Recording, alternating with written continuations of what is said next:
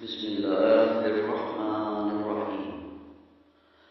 حضرت ابو ہریرہ رضی اللہ تعالیٰ عنہ سے روایت ہے، وہ فرماتے ہیں رسول اللہ صلی اللہ علیہ وآلہ وسلم نے مجھے رمضان کی زکوٰۃ کی حفاظت پر مقرر فرمایا۔ رات کے وقت ایک شخص اچانک میرے پاس آیا اور غلہ میں سے لپ بھر بھر اٹھانے لگا۔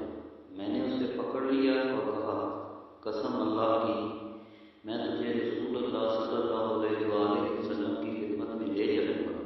اس پر اس نے کہا، اللہ کی قسم، میں بہت محتاج ہوں، میرے بال بچے ہیں اور میں سخت ضرورت مند ہوں۔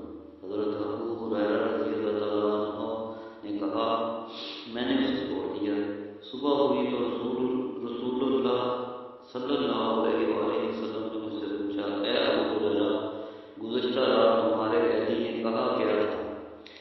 میں نے کہا، یا رسول اللہ صلی اللہ علیہ وسلم، اس نے سخت ضرورت اور بال بچوں کا رونا رویا، اس لیے مجھے اس پر رحم آ گیا اور میں نے اسے چھوڑ دیا۔ آپ صلی اللہ علیہ وسلم نے فرمایا کہ وہ تم سے جھوٹ بول کر گیا ہے، ابھی وہ پھر آئے گا۔ رسول کریم صلی اللہ علیہ وسلم کے اس فرمانے کی وجہ سے مجھے یقین ہو گیا کہ وہ دوبارہ آئے گا، اس لیے میں اس کی تاب میں لگا رہا، اور جب وہ دوسری رات آ کے پھر غلہ اٹھانے لگا تو میں نے اسے پھر پکڑ لیا اور کہا، تجھے رسول کریم صلی اللہ علیہ وسلم کی خدمت میں حاضر کروں گا۔ لیکن اب بھی اس کی وہی التجا تھی کہ مجھے چھوڑ دے، میں محتاج ہوں، بال بچوں کا بوجھ میرے سر پر ہے، اب میں کبھی نہیں آؤں گا۔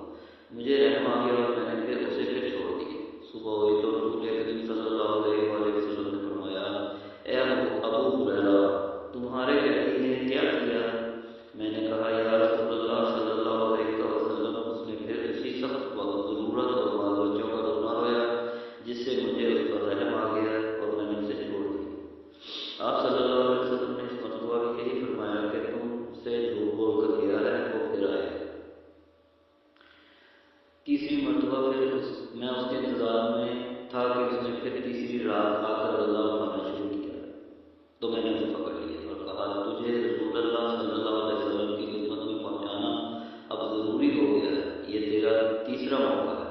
ہر مرتبہ تم یقین دلاتے ہو کہ پھر نہیں آؤں گا، لیکن تم باز نہیں آتے۔ اس نے کہا، اس مرتبہ مجھے چھوڑ دو تو میں تمہیں ایسے چند کلمات سکھا دوں گا جس سے اللہ تعالیٰ تمہیں فائدہ پہنچائے گا۔ میں نے پوچھا، وہ کلمات کیا ہیں؟ اس نے کہا، جب تم اپنے بستر پر لیٹنے لگو تو آیت الکرسی یعنی اللہ لا الہ الا هو الحی القیوم پوری پڑھ لیا کرو۔